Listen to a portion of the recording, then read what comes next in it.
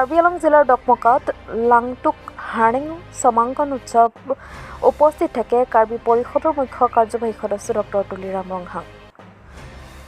কাৰ্বি আংলং জিলাৰ মহামায়া পৰিষদীয় সমষ্টিৰ ডকমকাৰ পৰা প্ৰায় 6 কিলোমিটাৰ নিলগত থকা টেকেৰ ৰংপি গাঁৱত থকা কাৰ্বি পৰিষদৰ কাৰ্যবাহী সদস্য লুনচিং তেৰানৰ বাসগৃহত যোৱা 24 মাৰ্চৰ পৰা চলি থকা লাংটুক হাৰ্নিং সমাংকন আজি উপস্থিত হয় কাৰ্বি পৰিষদৰ মুখ্য কাৰ্যবাহী সদস্য ডক্টৰ তুলিৰাম ৰংহাং। জানিব পৰা মতে উক্ত লাংটুক হাৰ্নিং সমাংকন উৎসৱটি মৃত পৰিয়ালৰ তথা আত্মীয়সকলৰ আত্মাৰ সদগতিৰ বাবে কাৰ্বি সমাজৰ পৰম্পৰাগত ৰীতি নীতি ধৰ্মেৰে এই উৎসৱটি পালন কৰা হয়।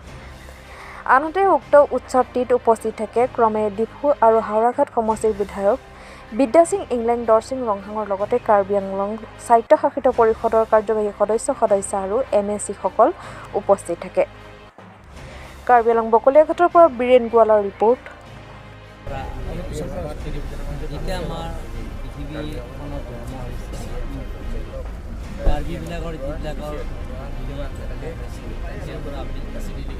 কাৰ্বিসকলৰ পৰম্পৰাৰ পৰা আমি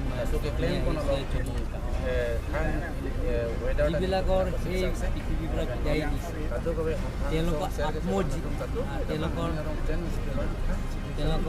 যিটো মানে বিদেহী আত্মা যাতে শান্তি হয় তাৰ কাৰণে আমি এইটো চেষ্টা কৰিছোঁ, খুব শান্তি থাকে তাৰ কাৰণে আমি কিছুমান মানুহে কৰে বা কিছুমান মানুহে নকৰে, যিবিলাকে কৰে আমি লগ লাগি সকলো জাতি জনগোষ্ঠী বা কাৰ্বি জনগোষ্ঠী বিশেষকৈ কাৰ্বিবিলাকৰ মানে এইটো ৰাজনৈতিক কথা নাই, সকলোলৈকে আহি ইয়াতে পৰম্পৰাৰ পৰা যেতিয়া আমি মানি আছোঁ সেইটো আমি চমুকান সেই চমুকান আমি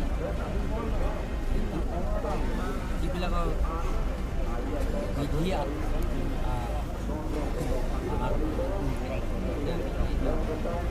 তেওঁলোকৰ আত্মাটো শান্তি হ'ব পাৰে। আজি প্ৰায় এসপ্তাহ 10 দিন আগৰ পৰা মই এই ধৰ্মকান গৃহৰ ওপৰত মই মানে ঘনিষ্ঠভাৱে মই সম্পৰ্কবিলাক ৰাখিছোঁ আৰু বহুত ভাল লাগিছে। এনেধৰণৰ কাৰ্বি যিটো পৰম্পৰাগত হিচাপে ধৰ্মাংকান আমি মানে মুক্তসকলক আমি যিটো শ্ৰাদ্ধ হিচাপেও হওক বা দোহা হিচাপে হওক আমি সমূহীয়া হিচাপে যি শ্ৰাদ্ধ কৰা বা দোহা কৰা আমাৰ পৰম্পৰাগত আছে।